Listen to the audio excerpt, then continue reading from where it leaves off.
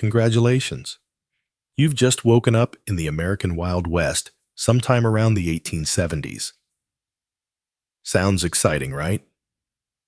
You're smack in the middle of one of the most mythologized periods in American history. But let's be clear, this isn't a movie. There are no orchestral scores swelling in the background, no perfectly timed standoffs at high noon. Just survival. And the odds, not in your favor. Before you even open your eyes, you're hit with the first wake-up call, the smell. Not the crisp, clean scent of pine trees or fresh morning dew like you might imagine. No, what greets your nostrils is a cocktail of unwashed bodies, livestock waste, and the unmistakable tang of raw sewage. Bathing, you'll quickly discover, isn't high on the list of priorities around here. Water's too valuable, too scarce. You don't waste it washing when you need it to drink, cook, and feed your animals. Most folks bathe maybe once a month if they're lucky. And winters, people might go the entire season without a single full-body wash. Now that you're semi-conscious, it's time to get up. Sort of. Your bed, if you can even call it that, is a straw-stuffed mattress crawling with bedbugs. There's no memory foam here, no fluffy pillows or down comforters, just straw, coarse fabric, and bugs. As you sit up, your body protests. Every joint feels like it's aged 50 years overnight. That's because, unlike modern life, where we complain about being stiff after a day at the desk, life out here requires real labor. The kind of labor that grinds you down day after day. You're not just tired, you're sore in ways you didn't know were possible. Plowing, hauling, chopping, digging. It never ends. And there are no weekends, no PTO, no holidays, no time off, unless you're seriously injured, and even then, you're probably still expected to pull your weight. It's no surprise that arthritis, chronic back pain, and permanent injuries hit people in their 20s and 30s. The average life expectancy, about 35 years. So yeah, congratulations again, standing up. Your bare feet hit the dusty cold floorboards. If it's winter, the inside of your cabin might be hovering somewhere around 20 degrees below freezing. There's no insulation. You've got maybe one layer of clothing on, and your fire's burned down to embers overnight to conserve wood. Central heating. Never heard of it. Thermal socks. Nope. If it's summer, though, you're sweating already. Heat creeps in early, and it stays all day. And you're wrapped in layers of scratchy, stiff clothing. Let's talk about those clothes for a second. Men generally own two outfits maybe. Canvas or denim trousers and cotton shirts that chafe your skin raw. Women wear layers, not just a dress. Layers, petticoats, corsets, chemises, long dresses that drag through dust and filth. Comfort isn't the point, survival is. And these clothes rarely cleaned. The whole dusty but dashing look you see in movies, fiction. This is all grime, sweat, and stink. Now your stomach's reminding you that it's time to eat. Breakfast. You might be expecting eggs, bacon, and pancakes. But here, you're getting beans, maybe a biscuit if there's flour. Possibly a cup of coffee, so bitter it'll make your eyes water. There's no variety in the frontier diet. It's repetitive, bland, and nutritionally empty.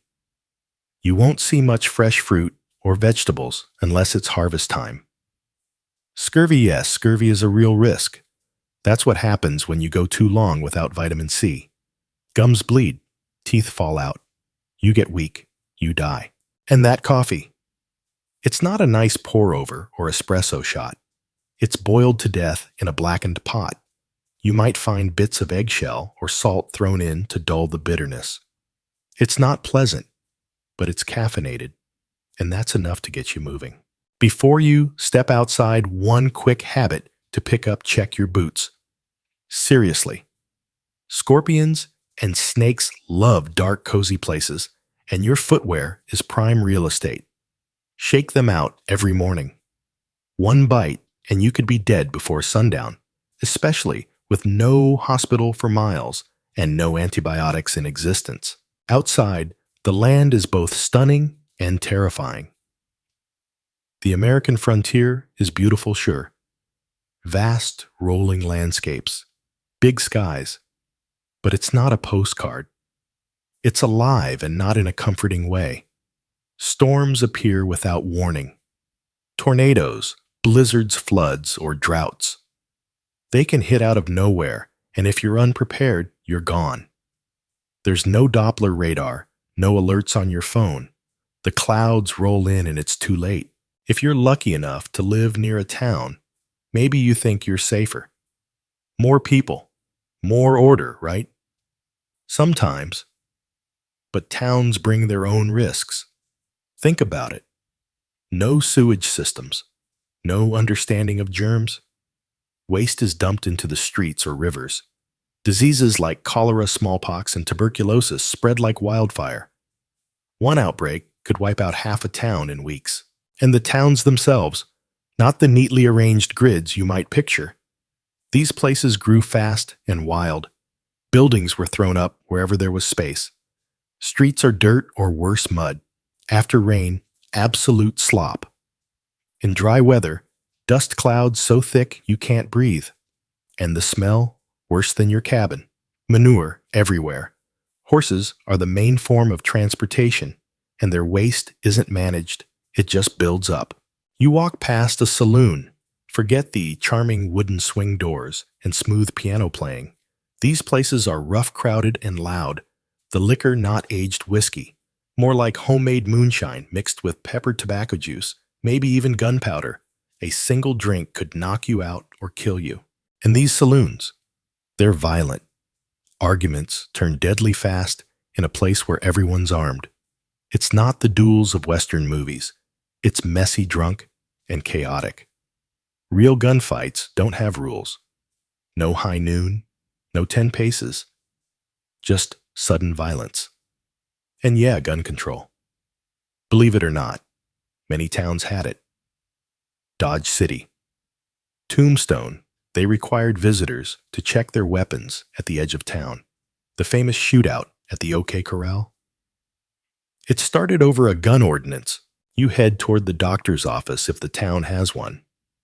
Medicine here is closer to guesswork than science. Most doctors have little formal training. Surgery means no anesthesia beyond whiskey. Sterilization. Barely a concept. Infections from minor cuts can mean amputation. Common treatments include mercury arsenic and bleeding you out to balance your humors, childbirth. 1 in 4 women in remote areas don't survive it. So yeah, welcome to the Wild West. You've made it through the morning, your reward lunch, and it's probably beans again. Lunchtime on the frontier doesn't mean variety. You sit down to what's essentially breakfast. Part 2, more beans, maybe some overcooked vegetables, if someone managed to trade or grow them, and the ever-present coffee. Meat is rare unless you're near a butcher or you've done the hunting yourself. And even then, it's probably been salted or smoked to the point of being hard as leather. You eat it anyway. Hunger isn't picky out here.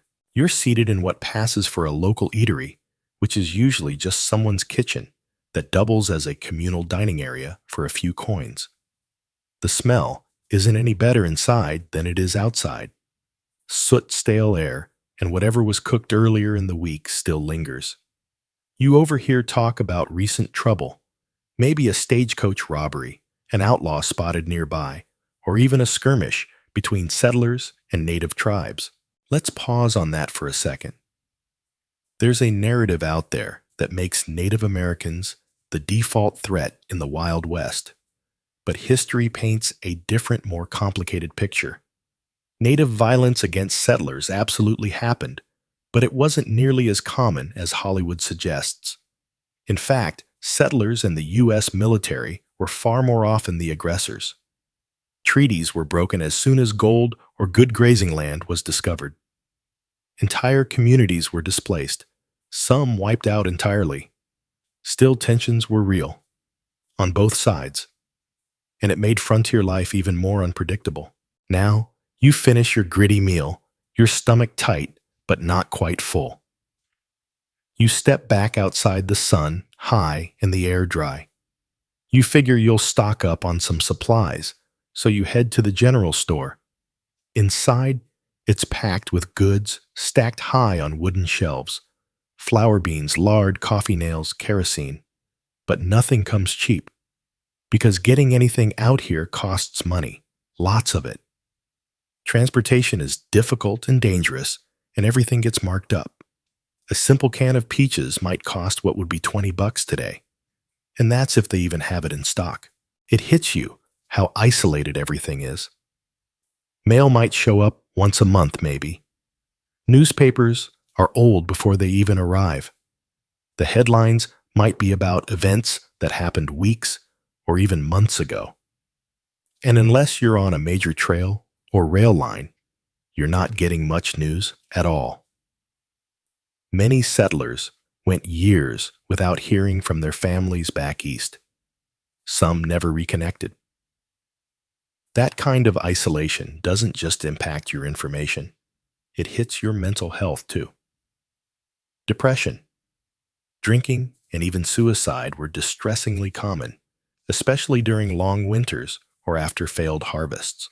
You step outside, your meager supplies tucked under one arm. The sky's shifting dark clouds gather on the horizon, and you know what that means. Storms coming. And when weather hits out here, it doesn't mess around. Tornadoes don't knock politely. They rip through towns, flattening buildings and lives in minutes. Blizzards can bury you in your own cabin. Flash floods can erase an entire settlement in the time it takes to shout for help. Drought. That's the silent killer. Crops die, livestock starve, people start packing up or dying off. Your cabin, when you finally get back, is barely a defense against what's coming. Most frontier homes are thrown together with whatever material is available. Sod houses on the plains, log cabins in the forests, rough wood shacks in mining towns. None of them are designed for comfort. They're built for necessity.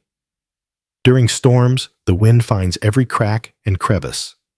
Rain leaks through the roof. If it's winter, ice forms inside the walls. You place buckets around the room to catch the water dripping through. You'll drink some of that later, boiled if you have fuel. By the time evening settles in, the miners are getting off their shift. You pass a group of them heading into the saloon, their faces smeared with soot and exhaustion. Mining out here is one of the most brutal, deadly jobs around. Accidents are common. So are diseases. Black lung mercury poisoning, silicosis, all from breathing dust and fumes every day. Explosions from improperly stored blasting powder are frequent, and cave-ins. That's the fear every miner lives with every single day. You might think other jobs are safer. They're not. Farming means working with animals and tools that can kill you. Ranching puts you on horseback for hours with unpredictable livestock. Logging, one of the deadliest jobs of all. A single wrong move can mean being crushed, sliced, or falling from a great height with no help in sight.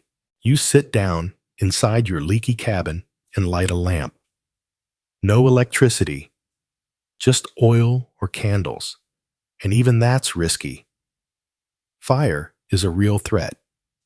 Entire towns have burned down from a single overturned lantern. There are no fire trucks, no emergency services. Just a bucket line if you're lucky. You handle the flame carefully, keeping it away from the curtains, the straw mattress, and the wood walls. Dinner is well more of the same. Maybe tougher meat this time. Beans again. Some biscuit crumbs if you're fortunate. And you eat it quietly, listening to the storm pound on the walls, wondering if the roof will hold. You can hear the wind whistling through the cracks, and somewhere in the distance a coyote howls. It's a haunting sound, one that reminds you just how small and exposed you really are out here. You prepare for bed. There's no winding down with a Netflix show or checking your phone one last time. Just darkness. Silence. A silence so complete it's almost oppressive. You hear every creak, every rustle. Your muscles still ache, and your food still isn't sitting quite right, but you lie down exhausted. Maybe you'll sleep. Maybe you'll just rest your body too sore to do anything else. As the wind howls outside, you can't help but wonder, can you really make it another day out here? The answer only if you're lucky. Because in the Wild West, survival isn't promised. It's earned painfully, day by day. Morning comes early in the Wild West, not because you're eager to rise, but because the sun tells you it's time. There's no snooze button, no blackout curtains. Just thin slats in the walls that let the golden light stab through like arrows. Your body protests as you sit up still sore from yesterday, but there's no time to waste again. There never is. Survival doesn't wait. You lace up your boots after checking them for snakes and scorpions again and step outside into the crisp air. Today, you've decided to leave the safety of your settlement. Maybe you're traveling to a nearby town. Maybe you're looking for work. Or maybe you're just chasing that vague promise of opportunity everyone keeps talking about. Whatever the reason, you're heading into the wild. And travel out here. It's an entirely different beast. The good news is that by the 1870s, the Transcontinental Railroad has connected the East and West coasts. That's a huge deal for trade migration and communication. The bad news. Unless you're well off or moving between major cities, odds are you're not using it. Tickets are expensive, routes are limited, and even if you do have a train to catch, you'll need to travel miles just to reach the nearest depot. If you're lucky enough to own a horse, that's your best option. But horses are expensive to buy, and even more expensive to maintain. They need feed water, rest, and care. They get sick. They break legs. And back then, a broken leg often meant a bullet to the head, not a trip to the vet. Even saddles and bridles cost serious money. Plus, if your horse spooks and throws you, which happens more than you'd think, you could be left with a shattered limb and no help in sight. No horse. You travel by wagon, if you can afford one. Or worse, on foot. Now forget the romanticized image of a wagon slowly rolling across golden plains while a family sings campfire songs. In reality, wagon travel is miserable. The ride is rough, every rock and rut in the dirt road rattling your bones. The wooden wheels and lack of suspension make it feel like your organs are being scrambled. And if it's been raining, the road turns to mud. Deep-sucking, axle-breaking mud. If it's dry, the dust chokes you. Every breath tastes like dirt. Visibility. Maybe a few feet ahead. You can't even talk to the person next to you because you're both coughing too hard. And breakdowns are constant splintered wheels, snapped axles, broken hitches. Out here, a broken wagon could mean a ruined journey, or worse, a death sentence. Let's say you decide to join a wagon train heading west to California or Oregon. You're now part of one of the most dangerous road trips in American history. The Oregon Trail is over 2,000 miles long, and while the stories talk about finding gold and building new lives, they often leave out the fact that an estimated 1 in 10 people didn't survive the journey. Think about that. That's a grave, roughly every 350 feet, lining a trail that became known as the nation's longest cemetery. You'd walk past crude wooden crosses and stone markers every few steps, each one representing a life cut short. Disease is the #1 killer. Not wild animals or outlaws, just waterborne bacteria. Cholera is the worst. It hits hard and fast. Someone could seem fine in the morning and be dead before sundown. their body drained by vomiting and diarrhea. It spreads like wildfire in tight quarters, especially when people don't know the value of boiling water or washing hands. Dysentery, typhoid, and mountain fever are also common. And medicine. That means maybe some herbs, maybe a prayer, or some snake oil from a traveling merchant. And kids. Kids get hit the hardest. Disease, dehydration, fatigue. They're the first to fall. Some families bury multiple children before the journey's over, and they have to keep moving. There's no time to grieve. Every day you delay increases your chance of getting trapped by snow in the mountains or losing your way. Rivers are another killer. You can't avoid them. And wagons don't float. You might try to ford the river or float your wagon across.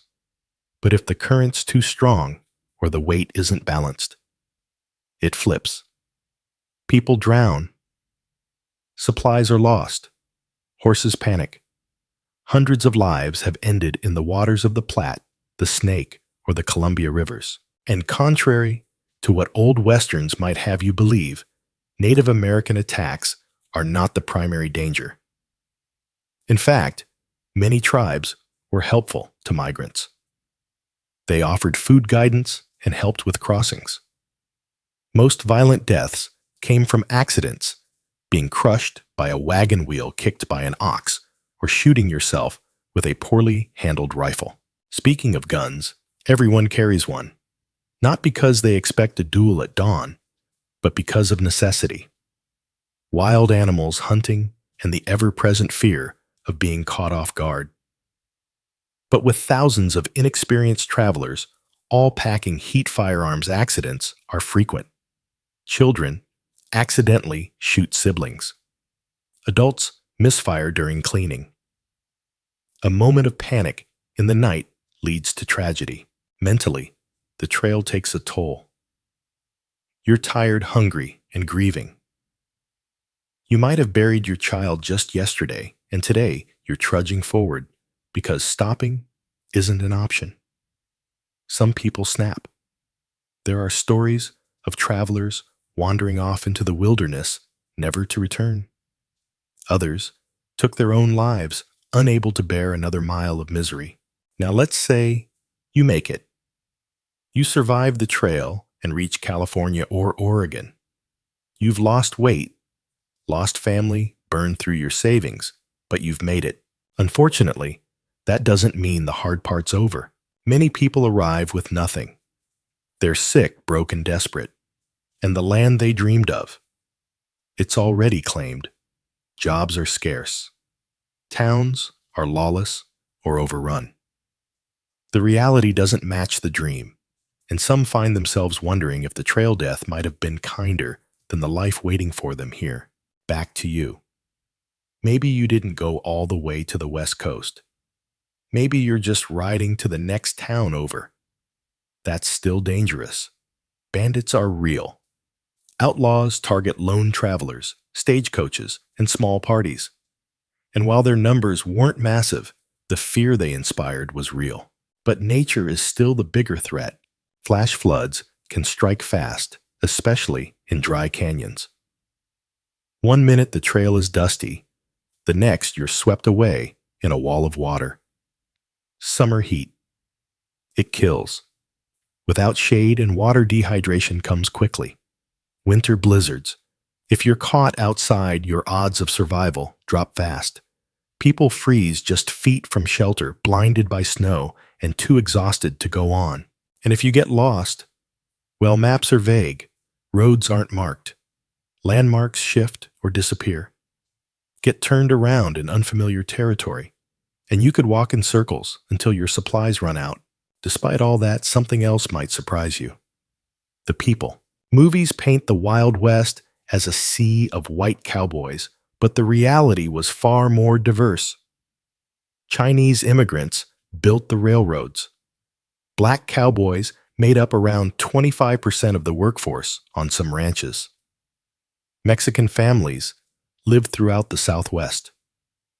Native Americans had been here long before any of them. European immigrants from Germany, Ireland, Italy, and Scandinavia arrived with their own customs and languages. This wasn't a melting pot. It was more like a pressure cooker. That kind of diversity didn't mean harmony. It meant conflict. Racism was rampant. Chinese workers were treated like disposable labor and driven from towns when jobs dried up. Mexicans were pushed off their land through shady legal maneuvering. Black settlers faced the same discrimination they were trying to escape in the South. And for Native Americans, this wasn't just a hard life, it was the end of their world. But every person out here, no matter their race, language, or background, had one thing in common. They were trying to survive. You continue along the trail, the dust clinging to your clothes, your throat dry from wind and grit. As you pass small settlements and lonely homesteads, another truth of the Wild West becomes clear. Being a woman out here is a whole different kind of battle. Forget the polished image of frontier school teachers or delicate ladies in bonnets. Women on the frontier were warriors in their own right. Not in the way that stories later glamorized, but in the brutal daily sense of physical survival and relentless labor. A frontier woman didn't just cook and clean. She hauled water, chopped wood, birthed babies, nursed the sick, planted and harvested crops, defended the home from predators both human and animal, and often did it all while pregnant or with a child strapped to her back. On a homestead, every member of the family had to contribute, and women carried far more than their share. While the men might be out in the fields or on the cattle trail, women held the fort. That meant more than just keeping the fire going. It meant protecting the family during raids, managing the finances, running the farm or business if the husband was away or dead. And many women did become widows young. Between disease accidents and violence, death stalked the frontier constantly. A woman might bury her husband and still be expected to raise 5 children and run a 160-acre farm on her own. There was no pension, no widow's benefit, no second income. Just grit. But legally, women had very little power. In most places, married women couldn't own property in their own name. If their husband died, the land often passed to male relatives unless specific arrangements had been made. In cases of divorce, which were rare and scandalous, women often lost custody of their children. And domestic violence, considered a private matter. There were no shelters, no support systems, no police protection. If a woman was beaten, she had to endure it, or leave, and face starvation and shame. Teaching was one of the few respectable jobs available to unmarried women. But even there, they were paid significantly less than male teachers, and often forced to quit if they got married. Some women opened boarding houses, worked as seamstresses, or became midwives. A few found economic freedom, but most lived with little security doing grueling work that earned barely enough to survive. And then, there were the so-called soiled doves prostitutes who lived and worked in the shadow of every saloon and mining town. Far from the glamorous image painted by movies, most of these women lived desperate lives. Many had turned to prostitution after being abandoned, widowed, or forced out of more respectable positions. They faced constant abuse, disease, addiction, and social rejection. Even those who earned good money had little protection.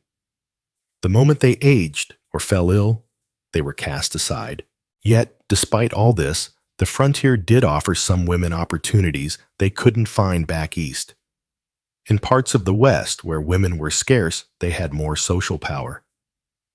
Some territories, like Wyoming, Utah, and Colorado, granted women the right to vote decades before the 19th Amendment. And in places where labor was valued over gender, women sometimes gained respect based on their contributions, not their compliance. You walk into town, maybe hoping for some law and order, but law enforcement on the frontier is a shaky thing. In bigger towns, there might be a sheriff or a town marshal, often just one man trying to police an entire population with limited backup.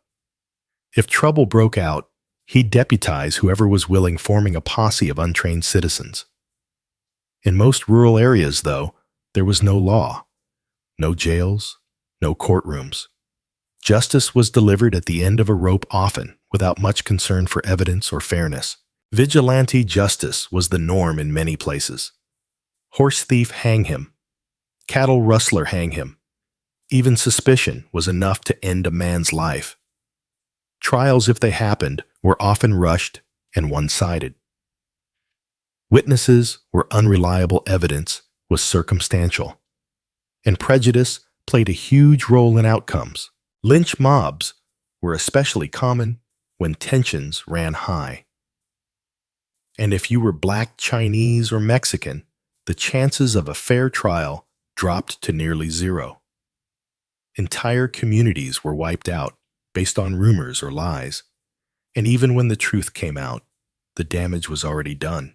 Still, some lawmen gained fame: Wyatt Earp, Bat Masterson, Wild Bill Hickok. But their stories are a blend of fact and myth. Many of them operated in the gray area between enforcer and outlaw. They gambled, ran brothels, and bent the rules when it suited them. They weren't always the clean-cut heroes history books once described. They were complicated, and their moral compass often shifted with circumstance. By evening, you're looking for shelter. If you're in a town, maybe there's a hotel or boarding house, but don't expect comfort. You might get a narrow bed with stained sheets and a lumpy mattress. The walls are paper thin. You can hear every cough, snore, and whisper from the neighboring room. The bathroom, an outhouse in the back, shared by everyone. And if the town's crowded, don't be surprised if you're asked to hotbed with a stranger, literally share the bed in shifts. It was common practice during busy seasons. Cleanliness optional. Privacy non-existent. If you can't afford even that, you sleep in the barn or out under the stars, which sounds romantic until the wind picks up and something howls nearby. Now imagine you're not in town, you're camping. That means gathering wood if there is any, starting a fire, cooking a meal, and finding a safe place to lie down. A mistake here could mean disaster. Build your fire too big and you risk setting the whole prairie ablaze. Too small and you'll freeze. Leave food out and you might attract bears. Fall asleep without checking the ground and you could wake up with a snake in your bedroll. Night on the frontier is deep. Real darkness, not the dim glow of city light. The stars are brilliant above you, but so is your sense of exposure. Every sound is amplified. Coyotes cry. Leaves rustle. You feel every twig snap like it's a gunshot. You sleep light, if at all. Even if you make it through the night, you're not safe. Native attacks, rare as they were, usually came at dawn. So did stampedes, ambushes, and wild animal encounters. The morning might bring another brutal day of travel injury or loss. Or it might be your last sunrise, because, in the Wild West, comfort is a luxury. Safety is a gamble. And survival. It's never guaranteed. Dawn breaks, and you stir beneath your thin blanket or rough wool coat, if you had one to begin with. Your body aches again. Your face is gritty with dirt. Your hands are sore from holding reins or tools or weapons the day before. But the Wild West waits for no one, and staying still is never an option. Let's say today you've decided to try your luck in one of the new mining towns that have sprung up across the frontier. Maybe you've heard stories about the California gold rush, the Nevada silver mines, or the Colorado boom towns. Stories of fortune of men striking it rich overnight with a single swing of the pickaxe or a lucky pan in the river. Well, here's the part those stories usually leave out. The first step, staking a claim. And by the 1870s, good luck finding land that hasn't already been picked clean. The richest veins were claimed years ago. Now, you're left hoping for scraps. And to stake a claim legally, you've got to register it, which costs money you might not have. You're probably already in debt before you even start digging. If you go into placer mining, panning for gold in stream beds, you'll spend hours knee-deep in freezing mountain water bent over with nothing but a pan or a crude sluice box. Your fingers go numb. Your back seizes up. Your hands crack and bleed. And after all that, you might get a few flakes of gold worth a few cents. That's your pay for the day. Hard rock mining. It's even worse. You're drilling into mountain rock with minimal safety gear, if any. The shafts are unstable. Cave-ins are common. You breathe in dust so fine it coats your lungs and never leaves welcome to silicosis. If the air's thin or tainted with carbon monoxide, you suffocate without warning. And if blasting powder or dynamite is mishandled, it blows your limbs off or buries you alive. And those explosives, often packed by hand, lit with nothing but a fuse and prayer. Accidents are frequent. So are death and disfigurement, even if you avoid all that. The long-term health effects are catastrophic. Mercury used in gold processing causes neurological damage. Lead and copper dust poisons your body from the inside out. Miners go deaf, blind, lame, and mad. And the industry, it doesn't care. If you can't work, you're replaced. No compensation, no doctor, no pension. Now say you manage to survive a week or two without being killed by rock fire or air. Let's talk about your reward, because odds are you're not keeping that gold. Most miners by this point work for big mining companies. They rent their tools, pay fees for access, and sell their findings back to the company store for a fraction of their value. You might make $2 or $3 for a 12-hour shift of back-breaking labor 6 days a week. Meanwhile, the saloon owner or shopkeeper who sells you whiskey and shovels is making more than you'll see all month. And that mining town you're living in, it's not the bustling fantasy land with bustling streets and polite society. It's raw, rough, and crowded with desperate men.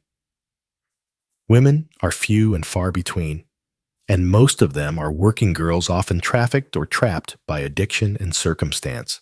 Drinking is constant. Sanitation is non-existent. Trash lines the streets. Human waste seeps into rivers. Typhoid and dysentery race through camps every summer. Flies are everywhere.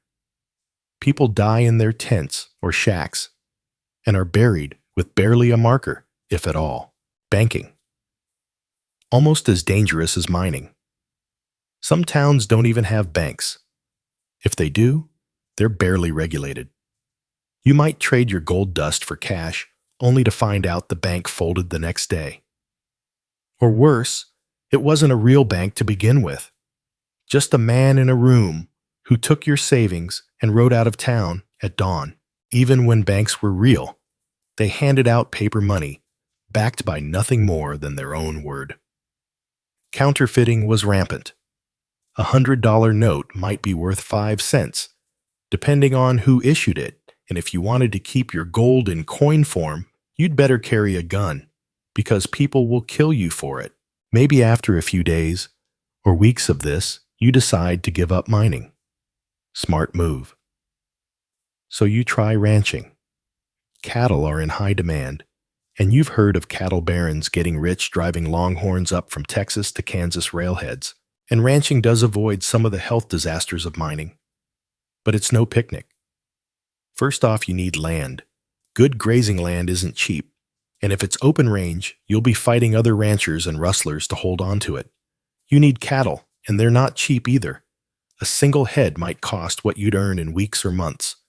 And once you have your herd, nature takes over. Drought kills the grass. Heat dries the water. Predators kill calves. Then comes winter. And if you're unlucky enough to be caught in a bad one, like the infamous Great Die-Up of 1886-87, you might lose everything. Tens of thousands of cattle froze or starved that winter, buried in snowdrifts or collapsed from hunger. Some ranchers lost entire herds. If disease hits Texas fever, blackleg anthrax, you can lose hundreds of animals in days.